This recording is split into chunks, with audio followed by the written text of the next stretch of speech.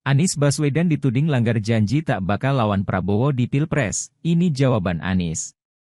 Calon Presiden, Capres, nomor urut 1 Anies Baswedan dituding mengkhianati janjinya tidak melawan Prabowo Subianto di Pilpres 2024.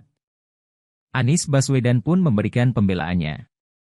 Diketahui, Anies pernah menyatakan dirinya tidak akan maju sebagai Capres ketika Prabowo mengikuti kontestasi pemilihan Presiden, Pilpres.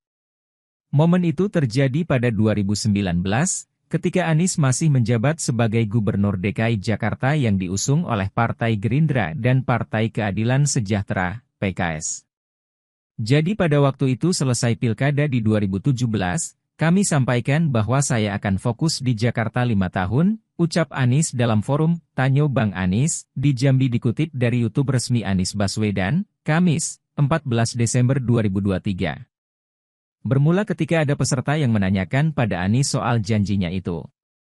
Seorang penanya mempertanyakan alasan Anies mengikuti Pilpres 2024 dan bersaing dengan Prabowo. Anies Baswedan mengatakan dia sudah menepati janji itu pada tahun 2019 dengan tak maju sebagai poros ketiga. Walaupun saat itu ada 3 partai politik, parpol, yang juga meminangnya untuk menjadi calon wakil presiden, cawapres. Saya diminta untuk menjadi cawapres, diminta.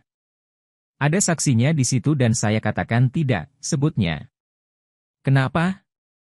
Karena saya sudah komit pada Pak Prabowo bahwa di 2019 ini saya akan konsentrasi di Jakarta dan saya tidak akan memotong pencalonannya Pak Prabowo di 2019, papar dia.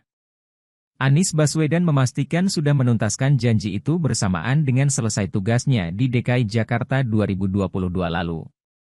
Sementara di Pilpres 2024, Anies memastikan tak ada janji yang harus dia pegang kepada Prabowo.